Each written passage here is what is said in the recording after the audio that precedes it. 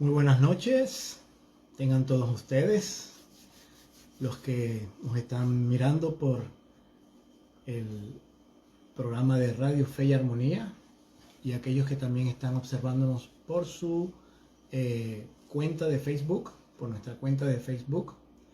Agradecemos mucho su presencia, les damos muy buenas noches, estamos muy felices de que nos estén acompañando este lunes 28 de noviembre del 2022 en este su programa Volvamos a la Palabra. Gracias a la dirección del doctor José Sánchez Barón y su equipo técnico allá en Colombia, quienes transmiten y quienes nos transmiten a través de Radio Fe y Armonía, a través de esa red que se puede mirar en varios países del mundo. Aquí estamos en Carolina del Norte, en la ciudad de Charlotte. Allá ellos están en Bogotá y nos agrada mucho su compañía. Damos la bienvenida a todos aquellos que están presentes observando el programa. Les saludamos en el nombre del Señor.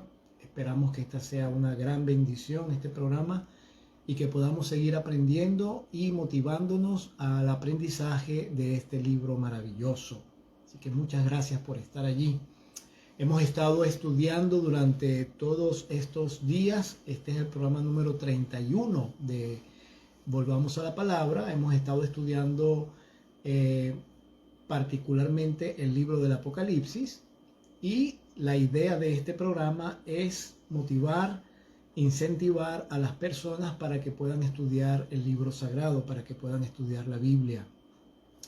Acabamos de salir de una serie de festividades por el Día de Acción de Gracias, y estamos realmente muy agradecidos a Dios. Este es uno de los motivos por los cuales estamos agradecidos, porque este programa sale al aire y muchas personas pueden beneficiarse del mismo. No olviden suscribirse a nuestra página de internet frankfloresbible.com, donde ustedes van a encontrar una serie de mensajes, videos, sermones, estudios, doctrinas de la iglesia, enlaces para que ustedes puedan leer libros del espíritu de profecía, etc. Y también síganos en nuestras páginas de Facebook y de Instagram, Frank Flores Bible. Así que, sin más ni más, queremos recordarles, hermanos, que al final del programa tenemos una sección para orar por las necesidades que tengan ustedes, y también para saludarles, para recordarles que estamos acá. Ustedes simplemente, cuando pidan su oración, cuando hagan su pedido de oración, identifíquense, díganos de dónde nos están mirando, díganos cuál es su pedido de oración particular, y aquí nosotros estaremos entonces orando por ustedes. Estamos orando los unos por los otros, todos necesitamos oración, los que estamos sanos y los que no están muy sanos, todos necesitamos oración, porque la oración no solamente es un instrumento, una herramienta espiritual que utilizamos por el hecho de que estamos en problemas, o porque estamos enfermos, o porque no tenemos trabajo. La oración es el medio de comunicación con el Dios de lo alto. Y como es el medio de comunicación con el Altísimo, por eso oramos. Porque mantener la comunicación con el cielo es lo más importante. Así que cuando tú te dedicas a orar, la oración te ayuda a mantenerte en contacto con el cielo, y eso es lo que realmente importa. Así que, hermanos, sin más y más, vamos entonces a orar para comenzar el estudio de esta noche. Les voy a pedir que, por favor, donde quiera que estén, asuman una actitud de reverencia para la oración. Muchas gracias, Padre Celestial. Esta noche alabamos tu nombre, te damos gracias, reconocemos tu majestad en los cielos. Reconocemos que tú eres Dios, el Dios altísimo, el creador, el sustentador, el redentor, y también aquel Padre que nos lleva, nos conduce por sus misteriosos caminos hacia la salvación de nuestras almas. Te damos muchas gracias, Padre, por esta oportunidad que tenemos de transmitir este programa, volvamos a la palabra. Gracias por la radio Fe y Armonía. Gracias por sus directivos. Gracias por todo el equipo que trabaja allí. Gracias también, Señor, por todos aquellos que de una forma u otra escuchan, observan. Y gracias también, Padre Santo, por el estudio de tu palabra, por tu palabra, porque ella nos enseña muchas cosas, nos muestra la verdad, nos muestra el camino por el cual nosotros debemos andar. Necesitamos, Señor, la presencia del Espíritu Santo con nosotros. Cada vez que vamos a abrir tu palabra, necesitamos el Espíritu Santo. Nosotros sabemos por lo que está escrito que tus ángeles son los que nos acompañan cuando estudiamos la Biblia. Ellos traen a nuestra mente luz de los atrios celestiales para entender el libro sagrado.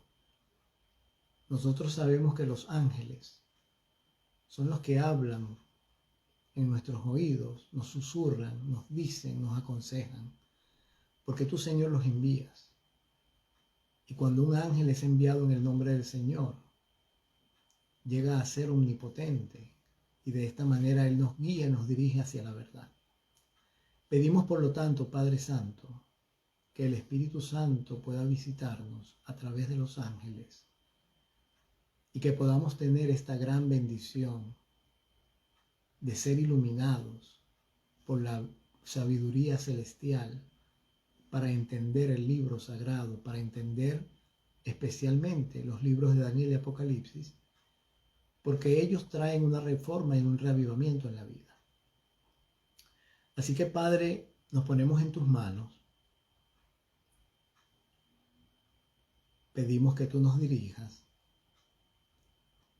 y suplicamos, Señor, que tú abras nuestro entendimiento,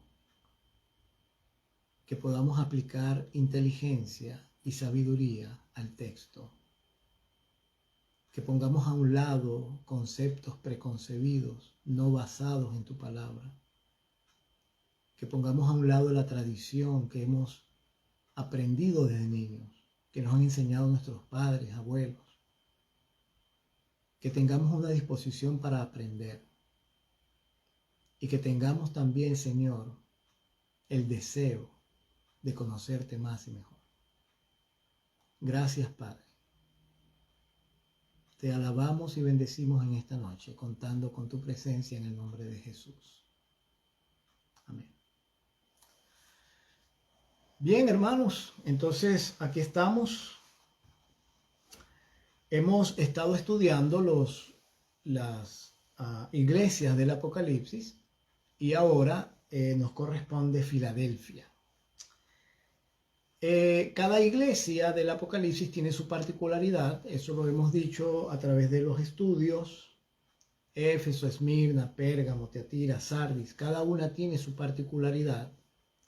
Cada una de estas iglesias se ubica en un contexto histórico de un tiempo real que sucedió, pero también cada iglesia del Apocalipsis describe de una manera detallada la situación de la iglesia actual.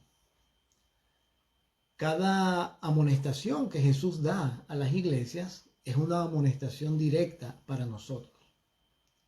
Cada encomio que Jesús hace a las iglesias es también un encomio que Él hace a su iglesia de hoy. Y cada promesa que Jesús hace a las iglesias del Apocalipsis es una promesa que Él también va a cumplir en su iglesia remanente final. Ya habíamos hablado de Éfeso, de su trabajo arduo, de su paciencia, de cómo perdió su primer amor y que el Señor le dice que se arrepienta porque si no va a quitar su candelero de su lugar.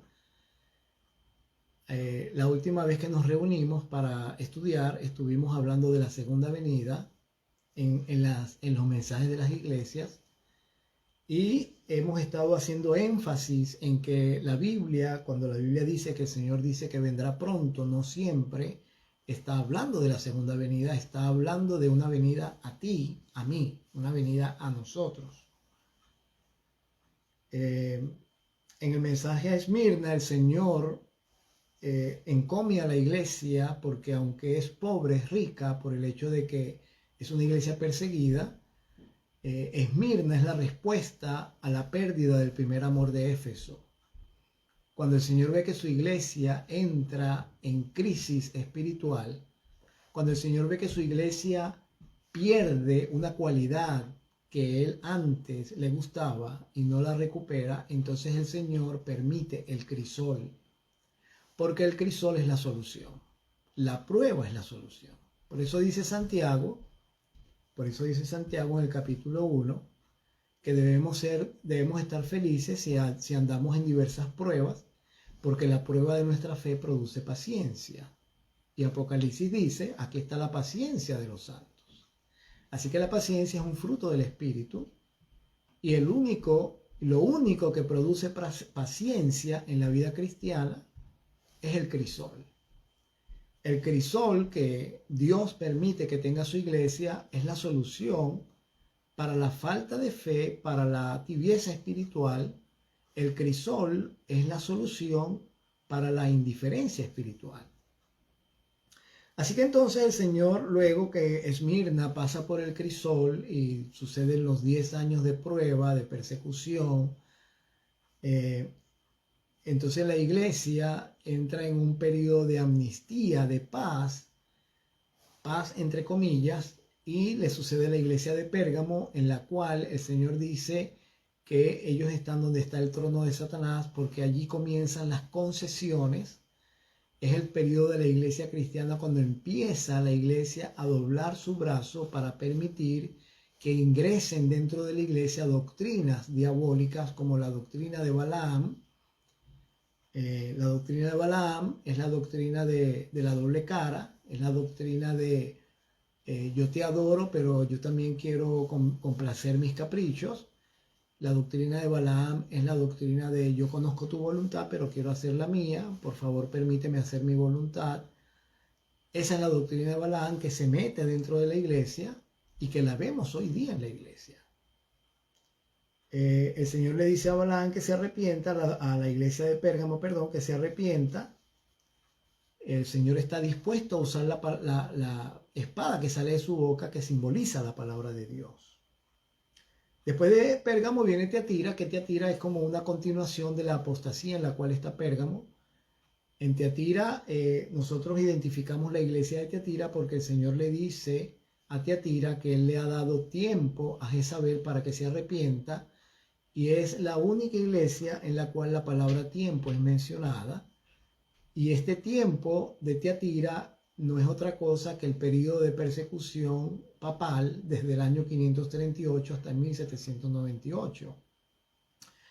Habíamos comentado y conversado acerca de esto y dijimos que la persecución no duró los 1260 años que la profecía indica. Eso es un signo positivo para la iglesia final, porque quiere decir que la persecución final tampoco va a durar todo lo que vaya a durar.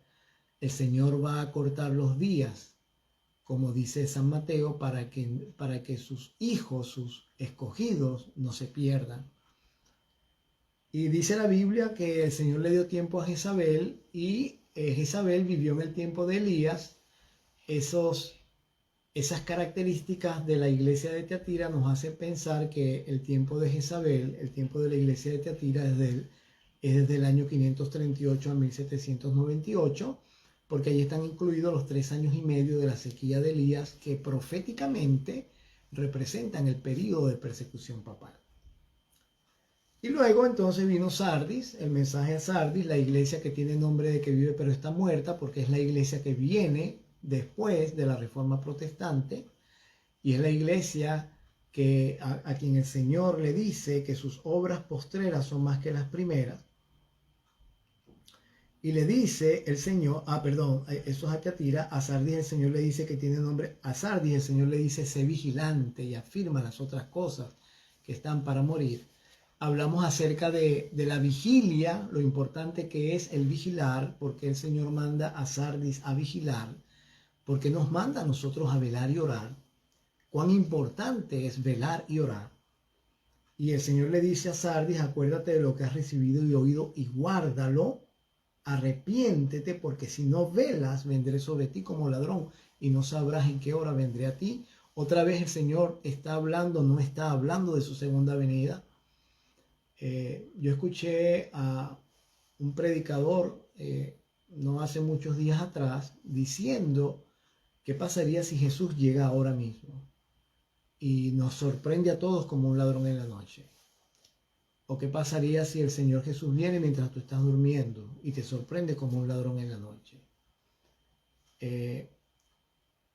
La Biblia, cuando dice que el Señor Jesús va a venir como ladrón en la noche, no está hablando acerca de su venida física a la tierra, porque cuando el Señor Jesús venga a la tierra, Él va a venir durante la séptima plaga.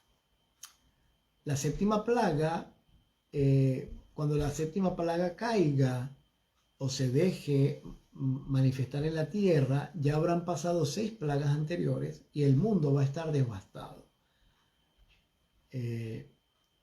Las personas que viven en el mundo o que vivan en el mundo durante el tiempo de angustia, cuando caen las plagas, se van a dar cuenta de la destrucción de la tierra, y los cristianos que vivamos en ese entonces, si es que vivimos o que estén vivos en ese entonces, se van a dar cuenta de que las plagas están cayendo y saben que Jesús ya pronto va a venir, porque es la sucesión de las plagas. En ese sentido, Jesús se está anunciando con las plagas, y la séptima plaga es la venida de Cristo. Jesús va a agarrar o va a tomar como ladrón en la noche a aquellos que no estén preparados para cuando el tiempo de gracia termine. A esos sí los va a agarrar como ladrón en la noche. ¿Por qué? Porque nadie sabe cuándo el tiempo de gracia termina. Y aunque no tenemos una fecha exacta para la venida de Cristo, cuando las plagas estén cayendo, cuando la sexta plaga esté cayendo, el Señor va a dejar oír su voz desde el cielo que dice, hecho está. Y entonces dice el Espíritu de Profecía que Él va a anunciar el día y la hora de la venida de Jesús en ese momento. Así que el Señor va a venir como ladrón en la noche para todos aquellos que piensan que están bien y que no necesitan una reforma. El Señor va a venir como ladrón en la noche para aquel que piensa que no necesita preparación para la segunda venida. El Señor va a venir como ladrón en la noche para aquel que no se entrega por completo al Señor antes de que la gracia termine. A ese lo va a agarrar como ladrón en la noche. Entonces, hermanos, es importante que cuando nosotros estudiamos estos temas, nosotros miremos con cuidado cada frase y cada expresión de Cristo para no confundirnos, no dejar que los conceptos preconcebidos, que las cosas que hemos escuchado nos afecten, porque eso es algo que se repite constantemente, que Jesús va a venir como ladrón en la noche y nos va a agarrar por sorpresa. No, lo que va a agarrar por sorpresa a la humanidad es el fin del tiempo de gracia. Eso es lo que va a agarrar por sorpresa a la humanidad. La segunda venida de Cristo va a ser anunciada por las 7 plagas. Aquellos que estudian la Biblia y que conocen de las 7 plagas, cuando vean las 7 plagas caer, saben que la venida de Jesús será en la última plaga. Así que, hermanos, nosotros necesitamos, si es que lo estamos haciendo, dejar de repetir cosas que no son. Y cuando escuchamos cosas que no son, debemos nosotros confirmar todo lo que escuchamos con la Biblia, para estar seguros que lo que estoy escuchando es lo que es la verdad. Así que esta noche vamos a entrar en el mensaje a Filadelfia. El título es Filadelfia se acerca el juicio. En la Biblia, mi querida hermana, amigo que nos escuchas, en la Biblia cada historia, cada sucesión profética, cada libro de la Biblia esboza el juicio. Desde el Génesis hasta Malaquías y desde Mateo hasta Apocalipsis se encuentra el juicio de Dios. En cada libro, en cada historia, en cada profecía nosotros vamos a ver una parte del juicio distinta. De tal manera que cuando nosotros tomamos una historia y otra historia y otra historia y las ponemos juntas, entonces tenemos una idea cabal de lo que el juicio es.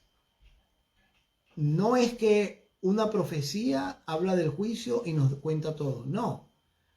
Una profecía dice una cosa, una historia cuenta otra cosa, otro libro nos dice otra cosa.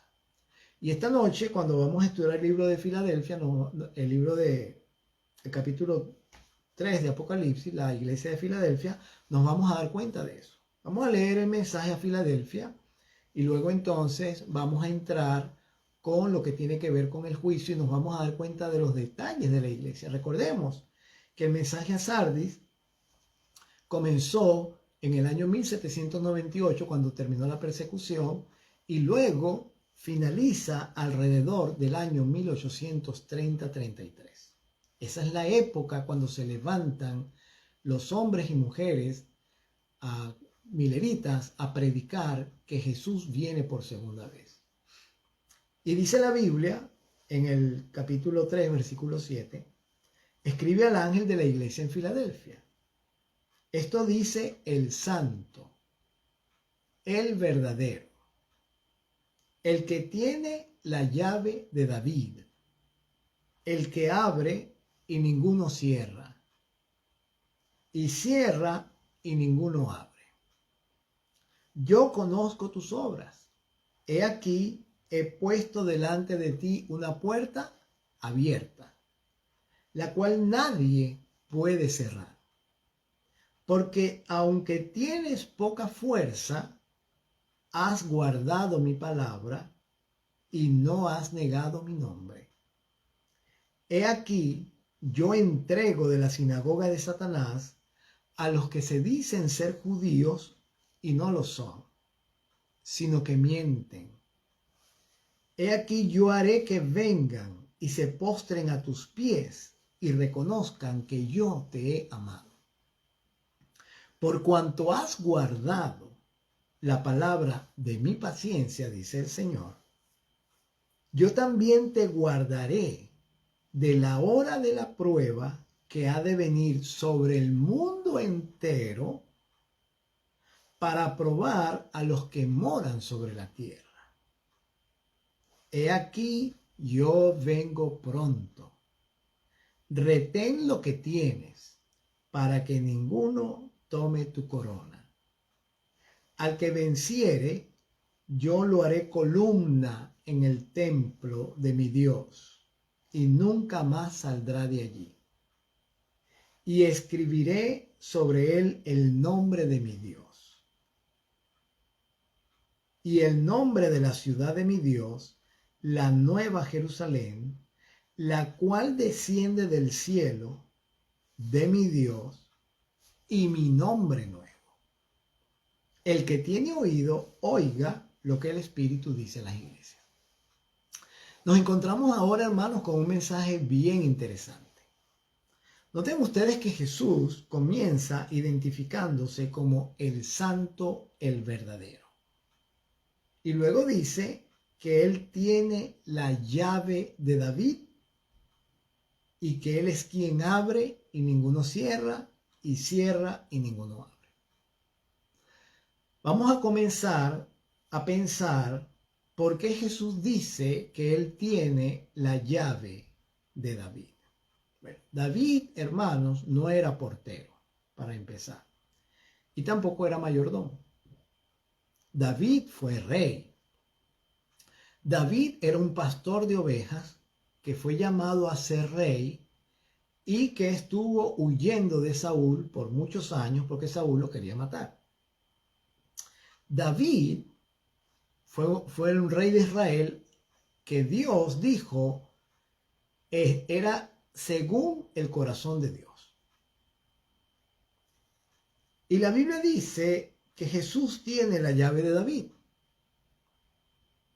que él abre y ninguno cierra, y cierra y ninguno abre. Recuerdo perfectamente bien ahora, estoy recordando muy bien. Déjenme, voy a buscar un texto aquí rapidito. Voy a buscar un texto que les voy a citar. Es Mateo capítulo 16, versículo 19. Mateo capítulo 16 y versículo 19, para que nosotros podamos entender por qué Jesús dice que Él tiene la llave de David. Mateo capítulo 16, versículo 19. La Biblia dice así. Bueno, vamos a leer desde el versículo 18. Esta es una conversación de Jesús con Pedro. Y le dice, y yo también te digo que tú eres Pedro. Tú eres Pedro, le dice. Y sobre esta roca, ¿no? Porque Jesús está hablando con Pedro y se le dice, yo te digo que tú eres Pedro y sobre esta roca, si le hubiese dicho a Pedro que él era la roca, hubiese dicho, y sobre ti, pero él no dijo sobre ti. Él dijo, y sobre esta roca, refiriéndose a él mismo, edificaré mi iglesia. Y entonces dice, y las puertas, noten ustedes, menciona puertas. Las puertas del Hades, Hades es una palabra interesante, porque la palabra Hades se refiere al sepulcro. Las puertas del sepulcro o de la muerte no prevalecerán contra ella, es decir, contra la iglesia. El Señor le está diciendo a Pedro que Él no va a permitir que la muerte lo separe de su novia, que es la iglesia. Eso es lo que le está diciendo a Pedro. Y entonces le dice a Pedro, y a ti, ¿sí ven? A ti, ahora le dice a Pedro, a ti te daré las llaves. ¿Las llaves de qué? Las llaves del reino de los cielos. ¡Wow! O sea que Jesús le dio a Pedro las llaves del reino de los cielos. Son palabras mayores, ¿verdad? Entonces ahora él va a explicar qué significa eso que le dio a Pedro las llaves del reino. Le dice, todo lo que atares en la tierra será atado en los cielos. ¿Cómo así? Todo lo que tú ates en la tierra será atado en el cielo. Y todo lo que desatares en la tierra será desatado en los cielos. Ahora notemos algo, hermanos. En la Biblia, el Señor Jesús dice que Él le entregó a Pedro las llaves del reino de los cielos y sin embargo, Pedro nunca andaba con llaves. Ahora entendemos que esto es un asunto simbólico. Y que cuando el Señor Jesús dice que las puertas del Hades no van a prevalecer contra su iglesia, Él está diciendo que no van a prevalecer porque no van a estar cerradas, porque Él tiene las llaves. Por eso el Señor dice en Apocalipsis, por eso Él dice en el Apocalipsis en el capítulo 3, que Él tiene las llaves. Él tiene la llave de David. Ahora, ¿por qué Jesús dice que Él tiene la llave de David? ¿Qué hizo David mientras estuvo vivo? Bueno, David hizo muchas cosas, hizo cosas buenas y también hizo cosas malas. Pero una de las cosas que hizo David fue preparar los planos del templo que él quería construir para Dios. En ese templo que él quería construir para Dios habían puertas. Y cuando el Señor dice que Él tiene la llave de David, que Él abre y ninguno cierra y cierra y ninguno abre, es porque David, hermanos, no solamente era un hijo de Dios, pero él era rey. Ahora Jesús está diciendo, yo tengo la llave del rey. Tengo la llave del rey que era como mi corazón. Y entonces le dice, yo conozco tus obras. He puesto delante de ti una puerta abierta. Ahora Jesús está combinando llave con puerta. Él tiene la llave de David y Él le ha dado a la iglesia de Filadelfia una puerta abierta que nadie puede cerrar. En el capítulo 3 de Apocalipsis aparece la expresión puertas en dos iglesias. Filadelfia, una puerta, y luego la Odisea. La puerta de Filadelfia está abierta. La puerta en la Odisea está cerrada. La llave de la puerta de Filadelfia la tiene Jesús. La llave de la puerta de la Odisea la tiene el ser humano. El Señor Jesús mantiene la puerta abierta. En la Odisea nosotros mantenemos la puerta cerrada. Y es interesante que en el capítulo 4 de Apocalipsis, otra vez, dice la Biblia en el versículo 1, después de esto miré y he aquí una puerta abierta en el cielo. Así que es una característica bien interesante que siempre la puerta del cielo está abierta, mientras que la puerta de los seres humanos generalmente está cerrada. Esto quiere decir, hermanos, que nosotros tenemos libre acceso al trono de la gracia, todavía, porque aún la gracia no ha terminado. Pero ¿qué va a pasar si la gracia termina? Pues la puerta se va a cerrar. Así como se cerró la puerta del arca en los tiempos de Noé, así como los ángeles cerraron la puerta de la casa de Lot antes de que cayera fuego y azufre, las puertas en la Biblia representan oportunidad. Pero además de eso, las puertas en la Biblia representan juicio. Y esta noche nosotros nos vamos a dar cuenta de eso al leer una historia que, aunque no está mencionada en Filadelfia, es una historia que nos da detalles que nos ayudan a entender que el juicio se está acercando. Cuando estamos llegando a la conclusión de las 7 iglesias, se está acercando el juicio, porque cada secuencia profética de la Biblia nos lleva al juicio. Daniel 1 nos lleva a un juicio. Daniel es probado por 10 días y al final de los 10 días Nabucodonosor los evalúa y los encuentra 10 veces mejores que todos los sabios y astrólogos en su reino. Daniel capítulo 2 termina con un juicio, la piedra golpeando la imagen en los pies. Daniel el capítulo 3, los muchachos enviados al horno de fuego. ¿Con cuál terminan? Con un juicio. ¿Y quién tiene la victoria? Los jóvenes, porque Jesús entra con ellos al horno de fuego, al crisol. Daniel capítulo 4, la locura de Nabucodonosor es un juicio a Nabucodonosor. Y Nabucodonosor sale victorioso, alabando a Dios, y según el espíritu de profecía se va a salvar.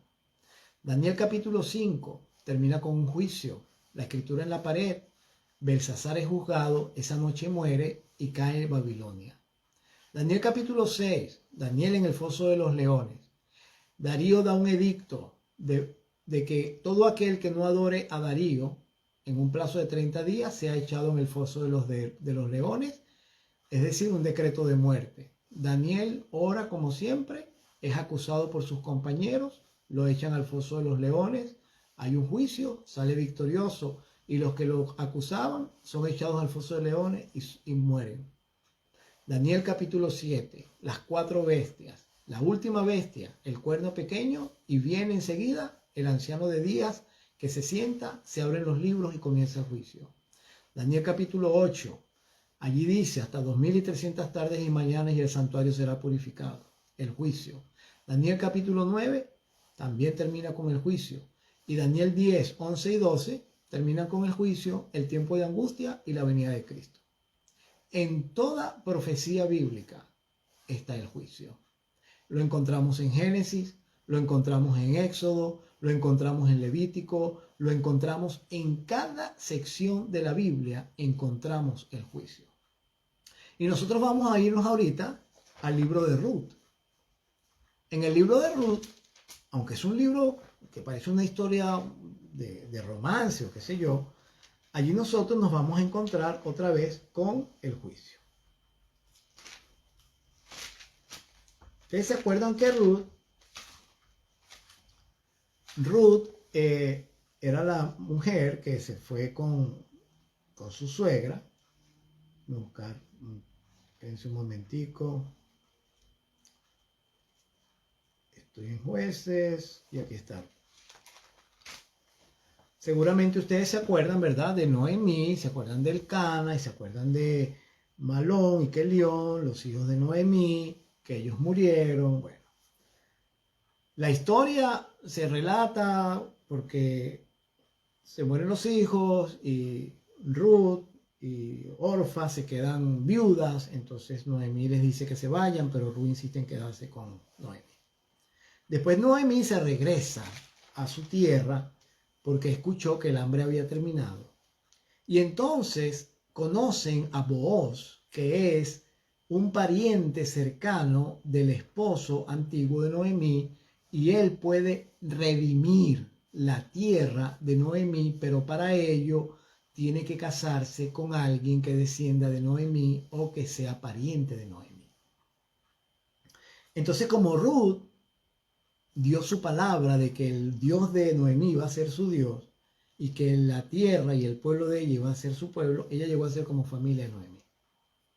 Así que Noemí, astutamente, lo hizo adrede, envió a Ruth al campo de Booz para que segara, porque la ley levítica decía que los pobres de la tierra tenían derecho a cosechar en los campos después que los segadores habían pasado. Los segadores no podían estar recogiendo lo que caía en la tierra. Eso se dejaba allí para que los pobres recogieran y pudiesen tener comida. Así que Booz vio a Ruth y le dijo que en lugar de estar recogiendo de las migajas, que ella recogiera también las espigas. Entonces Ruth le cuenta a Noemí lo que le está pasando y Noemí se alegra porque Booz es un pariente cercano. Y en el capítulo 4 de Ruth, allí está lo que nosotros queremos apuntar. Porque Booz se da cuenta de que Noemí quiere casarse con él porque ella se acuesta a los pies de Booz una noche y Booz se estremece porque el acostarse a los pies de la persona indicaba que esa persona quería ser pariente o casarse con, en este caso Ruth, con Booz.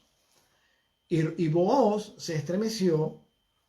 Allí dice en el capítulo 3, versículo 8, aconteció que a la medianoche se estremeció aquel hombre y se volvió, y aquí una mujer estaba acostada a sus pies. De allí viene la famosa frase de estar a los pies de Jesús, de que vengan a los pies de Cristo, porque realmente nadie ve en el templo los pies de Jesús. Eso es una figura del lenguaje. Venir a los pies de Jesús es una declaración bastante seria. Hay gente que la dice sin ni siquiera saber lo que está diciendo, pero venir a los pies de Cristo es lo mismo que hizo Ruth con Booz. Es decirle al Señor Jesús, yo estoy dispuesto a ser tuyo para siempre, como un hombre a la mujer, como una esposa a un esposo. Pero nosotros usamos la frase por usarla. Pensamos que es bonita y la usamos, pero realmente eso es lo que significa. Por eso la mujer adúltera lavó a Cristo con ungüento y le echó ungüento en los pies. Por eso le descubrió los pies, porque ella estaba diciéndole con eso, yo estoy dispuesta a entregarte mi vida para siempre como una esposa a un esposo. Y por eso el Señor Jesús le dijo a la gente, no la molesten, que ella está haciendo una buena obra conmigo. Entonces dice la Biblia, él le dijo entonces, Booz le dice a Ruth, ¿quién eres? Y ella le dice, yo soy Ruth, tu sierva. Extiende el borde de tu capa sobre tu sierva por cuanto eres pariente cercano. Esta es la otra cosa, el borde de la capa indicaba un favor. La mujer que se arrastraba con aquel flujo de sangre por 12 años y que dijo, si solamente tocar el borde de su manto seré salva. Ella sabía lo que estaba haciendo porque el borde de la capa indicaba gracia, favor. Por eso Ruth le dice a Booz, extiende el borde de tu capa sobre tu sierva porque tú eres un pariente cercano. Dame la gracia de poder llegar a ser pariente tuya o tu esposa o algo. Y entonces dice él, Versículo 10, noten ustedes lo que le dice Booz: bendita seas tú de Jehová, hija mía, has hecho mejor tu postrera bondad que la primera, no yendo en busca de los jóvenes, sean pobres o ricos, porque Booz ya era un hombre mayor y Ruth era una muchacha, era una jovencita. Y Booz la elogia porque ella no se va detrás de los muchachos, porque había muchos siervos y trabajadores que tenía Booz, y ella podría haberse enamorado de cualquiera de ellos, pero ella fue a Booz porque Booz era el que le interesaba porque era su pariente. Y aunque era mucho mayor que ella le pidió a él que extendiera el borde de su manto. Por eso cuando el joven rico, cuando el muchacho que se fue de su casa regresó, el padre se quitó el manto y se lo puso encima, porque de esa manera él le estaba indicando su favor. El hijo pródigo le estaba indicando su favor al hijo pródigo de que sí, tú vuelves a ser mi hijo. Le estaba dando su capa. Por eso, cuando Cristo murió, le quitaron la capa y no la quisieron partir, porque la capa era muy importante, especialmente el borde de la capa. Los sacerdotes utilizaban en el borde de sus capas unas campanillas y unas granadas, y de esa manera cuando actuaban en el santuario la gente sabía más o menos por dónde estaban. Y en los tiempos de Jesús, los fariseos se hacían una especie de filactelias en sus bordes de las capas para ser reconocidos por los demás y para que les dieran adoración y alabanza, y Jesús los criticó fuertemente. Entonces dice la Biblia que Booz le dice a Ruth: ahora pues no temas, hija mía, yo haré contigo lo que tú digas, porque toda la gente de mi pueblo sabe que tú eres una mujer virtuosa. Porque ya se había corrido la voz de que ella le había dicho a Noemí: tu pueblo será mi pueblo y tu Dios será mi Dios, donde quiera que tú mueras yo moriré, y donde quiera que tú vivas yo viviré. Y ahora le dice, versículo 12, Booz a Ruth: aunque es verdad que yo soy pariente cercano, con todo eso hay un pariente más cercano que yo. Pasa aquí la noche, le dijo, y cuando sea de día, si él te redime, que te redima él. Pero si él no te quiere redimir, entonces yo te redimiré, vive Jehová. Así que descansa hasta la mañana. Y después que durmió a sus pies hasta la mañana, se levantó antes que los hombres pudieran reconocerse unos a otros. O sea, se levantó de madrugada para que no la vieran y fueran a regar el comentario, el chisme en el pueblo. Porque él dijo: no sepa que vino una mujer a la era. Y después le dijo: quítate el manto que traes sobre ti y tenlo. Y teniéndolo ella, él midió 6 medidas de cebada, se las puso encima y ella entonces se fue a la ciudad. Entonces en el capítulo 4 se desarrolla entonces la parte que tiene que ver con el tema de Filadelfia, la puerta y el juicio. Vamos a notar los detalles. En el capítulo 4, Booz, dice la Biblia, sube a la puerta. Noten ustedes, Booz subió a la puerta y se sentó allí. Aquí, hermanos, en este capítulo vamos a encontrar todos los elementos de juicio que existen. La puerta en la Biblia simboliza juicio, porque es la que se abre y se cierra, es el símbolo del fin de la gracia. Abierta está disponible, cerrada la gracia se terminó. Luego, sentarse. La acción de sentarse en la Biblia es acción de juicio. Por eso dice Daniel en el capítulo 7, el anciano se sienta, Jesús se sienta. Por eso dice Apocalipsis que el Hijo del Hombre viene sentado en su trono, porque es la acción del juicio. Cada vez que en la Biblia hay una acción o se está contando de alguien que se sentó, allí hay un juicio. Dice la Biblia en Ruth, en el capítulo 4, se sentó allí y aquí pasaba aquel pariente de quien Booz había hablado y le dijo: fulano, ven acá y siéntate. Y él vino y se sentó.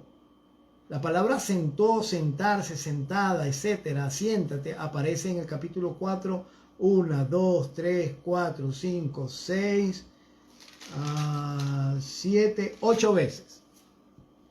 Aparece la palabra sentarse, o sentó, o sentaron. Y ustedes saben que cuando una palabra se repite mucho en un capítulo es porque está tratando de hacerle el énfasis a eso. Y luego dice, entonces él tomó a 10 varones. Ese es el otro símbolo de juicio. La puerta, sentarse, el número 10. El número 10 indica una prueba que lleva a juicio. Por eso tenemos los 10 mandamientos. Los 10 mandamientos son una prueba que lleva a juicio, porque Santiago dice que vamos a ser juzgados por la ley de la libertad, y la ley de la libertad son los 10 mandamientos. El número 10 se repite en la Biblia. Los 10 días que se le dieron a Daniel fueron la indicación de que había un juicio. Los 10 días que hay en Esmirna son la indicación de un juicio. Así que cada vez que vemos en la Biblia el número 10, podemos estar seguros de que viene un juicio. Aquí viene un juicio. Él tomó a 10 varones de los ancianos de la ciudad. En Apocalipsis 4, cuando se abre la puerta en el cielo, Juan ve el trono y a uno sentado, y alrededor del trono hay 24 ancianos. Aquí hay 10. La razón por la cual hay 24 en el capítulo 4 de Apocalipsis es porque se está tomando simbólicamente los 12 patriarcas del Antiguo Testamento y los 12 apóstoles del Nuevo Testamento. Y la razón por la cual hay 144.000 es porque se están tomando los 12 patriarcas del Antiguo Testamento y los 12 apóstoles del Nuevo Testamento y se están multiplicando. Primero se suman, 12 más 12, 24.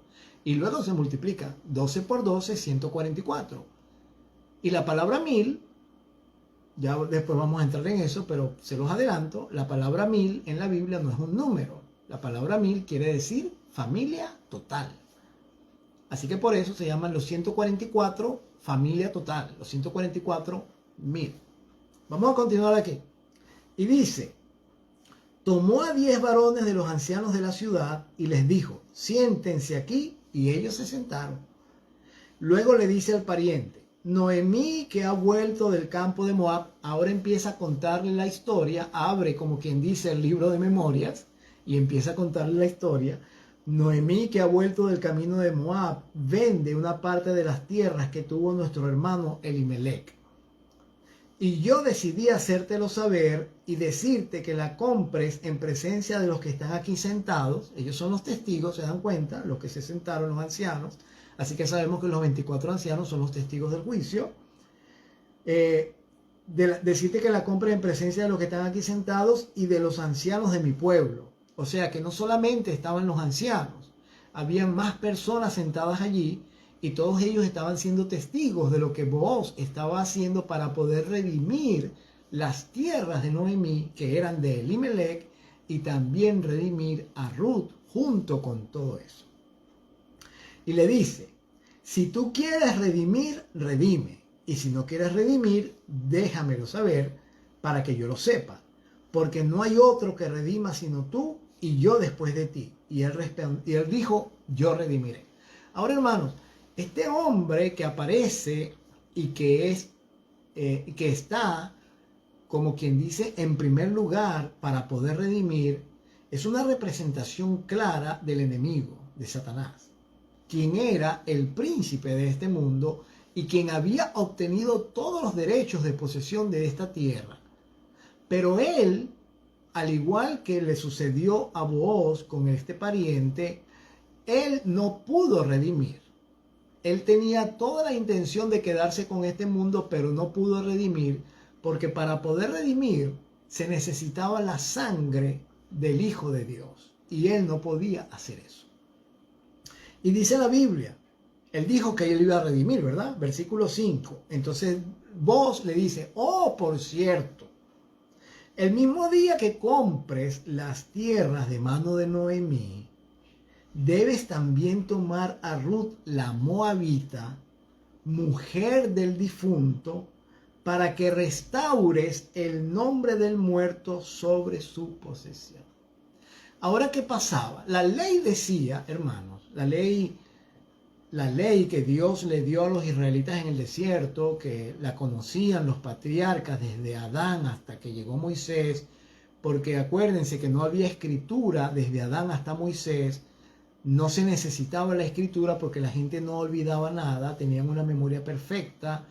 Pero en los tiempos de Moisés, cuando los egipcios inventaron el papiro y comenzaron a escribir las cosas, entonces Dios le pidió a Moisés que escribiera todo en libros, en rollos, no eran libros, eran pergaminos, y que los metiera dentro del arca para que estuviesen allí como un testimonio para los hijos de Israel. En esos libros, en esos rollos, se había escrito allí que cuando quiera que una persona iba a redimir, si iba a comprar la tierra, tenía que restaurar el nombre del muerto. Para restaurar el nombre del muerto, en este caso, el pariente debía casarse con Ruth y tener hijos de ella para que los hijos de ella restauraran el nombre de su primer esposo. Quiere decir que el segundo esposo no tenía nada que ver con esa herencia. Se restauraba el nombre del primer esposo. Así que ustedes se dan cuenta cómo funciona el plan de redención. Cuando Jesús viene a rescatar a la iglesia y se casa con ella, Él no está restaurando su nombre, Él está restaurando el nombre de su Padre, porque Él es el dueño original. Y fue de Él quien nos separamos. Nosotros en la iglesia, en medio del mundo en el que vivimos, hacemos demasiado énfasis en alabar y exaltar el nombre de Jesús. Y si bien es cierto que Él merece adoración y exaltación, nosotros no podemos olvidar que Jesús vino a la tierra porque el Padre nos amó. El Padre y Cristo originaron junto al Espíritu Santo la idea de que Él viniese a este mundo. Y Jesús vino a esta tierra a restaurar el nombre de su Padre. Por eso cuando oramos no debemos decir, querido Jesús que estás en los cielos. Cuando oramos debemos orar como Cristo enseñó, diciendo, Padre nuestro que estás en los cielos. Porque es finalmente a Él a quien nosotros debemos alabanza, gloria y honra. Cuando la Biblia dice que Jesús puso a un lado su divinidad, cuando la Biblia dice que Jesús se puso a un lado, es porque Él tiene toda la intención de que la alabanza, la gloria y la honra sean dadas solamente al Padre. Pero miren ustedes cómo funciona esto. Jesús le da la alabanza, la gloria y la honra al Padre, y el Padre le devuelve a Cristo la alabanza, la honra y la gloria. Por eso dice la Biblia que Jesús tiene un nombre que está por encima de todo nombre.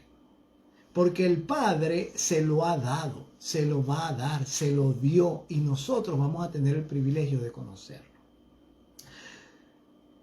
Ya se fue la hora del programa. Impresionante. Estamos en Ruth capítulo 4.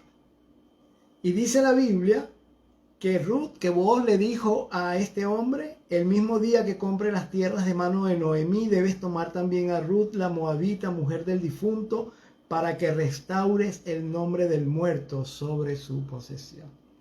El próximo miércoles, con la ayuda del Señor, vamos a continuar con este estudio. Vamos a mirar cuál es el desenlace de todo esto y vamos a mirar cómo la Biblia en cada historia, en cada profecía, en cada relato nos muestra a claridad el juicio. Porque hermanos, si hay algo que es importante que un cristiano de hoy sepa y sepa bien, es cómo se desarrolla el juicio en el cielo. Porque cuando el juicio termine, terminará la gracia. Y cuando la gracia termine, nadie lo va a saber. Pero por lo menos debemos estar enterados cómo se realiza el juicio en el cielo. Para eso necesitamos ver cómo se realiza el juicio en la Biblia. Y para eso tenemos que estudiar la Biblia. Y por eso tenemos el programa, para motivarte a que estudies la palabra. Tómate un tiempo esta semana, bueno, entre hoy y mañana, para que leas Ruth capítulo. Si quieres léelo todo, es un libro de solamente 4 capítulos, pero ponle mucha atención al capítulo 4, anota los detalles, mira los detalles y y date cuenta cómo hay un juicio allí a toda claridad, y luego vamos a volver a Filadelfia para seguir hablando de la puerta que el Señor abre y ninguno cierra, y Él cierra y ninguno abre. Muy bien, hermanos. Saludos Gaspar Pey Rodríguez, saludos hermana Amatista, saludos también a aquellos que nos están mirando, saludos a Jennifer, saludos también a Rosy, creo que la vi por allí, saludos a otros hermanos, yo vi que unos hermanos también saludaron por allí a través de la Radio Fe y Armonía, no recuerdo sus nombres, pero los vi. Nos alegra mucho que estén sintonizando el programa. Vamos a hacer oración por todos ustedes, por las peticiones que puedan tener. A ver, aquí en Facebook tenemos linda noche desde Chetumal. Yo sé que Gaspar está pidiendo oración por su familia. Yo sé que también otros tienen peticiones de oración. Vamos a orar por ellos. Vamos a orar para que Dios siga bendiciendo este programa y siga bendiciendo a todos aquellos que están pendientes, escuchando, y que nos motive esto a estudiar la palabra de Dios. Vamos a orar. Padre nuestro, gracias infinitas te damos por Jesucristo, porque tú lo enviaste a la tierra para que muriera en nuestro lugar y Él pudiese restaurar tu nombre para siempre. Ayúdanos, Señor, a reconocer esta cadena de mando que existe en el cielo, esta cadena de delegación que existe en el cielo entre el Padre, el Hijo y el Espíritu Santo. Ayúdanos a ser inteligentes en nuestras oraciones. Ayúdanos a ser sabios cuando hablamos, para no estar simplemente repitiendo lo que otros dicen, sino que cada palabra que pronunciemos que tenga que ver con la Biblia, que tenga que ver con asuntos espirituales, pueda estar fundamentada bien en tu palabra, y de esa manera te glorifiquemos a ti, que eres nuestro Dios. Gracias por el mensaje de Filadelfia. Gracias, Padre, por el juicio. Gracias porque en la Biblia todo está tan claramente detallado y tenemos el gran privilegio de estudiarlo, de conocerlo antes de que sea tarde. Gracias por todos aquellos que se han conectado, los amigos, los hermanos. Gracias por aquellos que van a mirar este programa más tarde. Gracias, Dios, por aquellos que se sienten motivados a estudiar la palabra a través de este programa, porque ese, al final, es el objetivo. Te alabamos, Señor. Bendito seas tú, Padre Santo. Agradecemos tu presencia en el nombre de Jesús. Amén. También quiero saludar a la familia Torrealba que nos estaba viendo, y a otros que de repente escuché no recuerdo su nombre. Bendiciones para todos nosotros en esta noche. Nos vemos el próximo miércoles a las 9.